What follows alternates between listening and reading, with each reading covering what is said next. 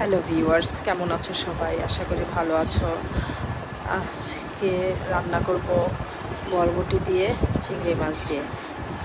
আমার ঘরে বেশিরভাগ সময় চিংড়ি মাছটা রান্না করা হয়, কারণ আমার ঘরে এমন সদস্য আছে যাদের যে কোনো মাছ আমি রান্না করলেও দুই একটা হলেও চিংড়ি মাছটা দিতে হবে, চিংড়ি লাভার বলা যায়। এই জন্য আজকে রান্না করবো বরবটি দিয়ে চিংড়ি মাছ দিয়ে। আর চিংড়ি মাছ যে তরকারিতে দেওয়া হোক না কেন, দুই একটা দিলেও অনেক সুন্দর স্মেল আসে, রান্নাটাও খেতে খুব মজা হয়। যাই হোক, সব কিছু কেটে ধুয়ে নিলাম আমি। কেটে ধুয়ে নেওয়ার পর এখন রান্না বসিয়ে দেব। প্রতিদিন রান্না করার চেয়ে কী রান্না করব এটা ভেবে বের করাটা মনে হয় একটু বেশি চিন্তার, বেশি ঝামেলাপূর্ণ। এই আজকে কি রান্না করলাম, কালকে কি রান্না করব, এটা ভাবতে গেলেই যেন চিন্তার শেষ নেই।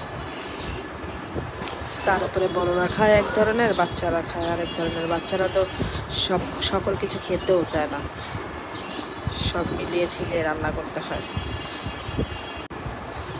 আমার রান্নাটা যদি ভালো লাগে অবশ্যই লাইক, কমেন্ট এবং সাবস্ক্রাইব করে পাশে থাকবে। আর বেশি বেশি কমেন্টস করো।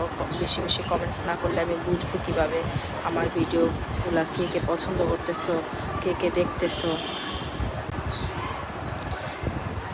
কথা বলতে বলতে আমার রান্নাটা শেষ হয়ে গেল। দেখো কি সুন্দর হয়েছে, খেতেও অসাধারণ লাগবে। তোমরাও ট্রাই করে দেখতে পারো। বাই বাই, আল্লাহ হাফেজ, ভালো থাকবে সবাই।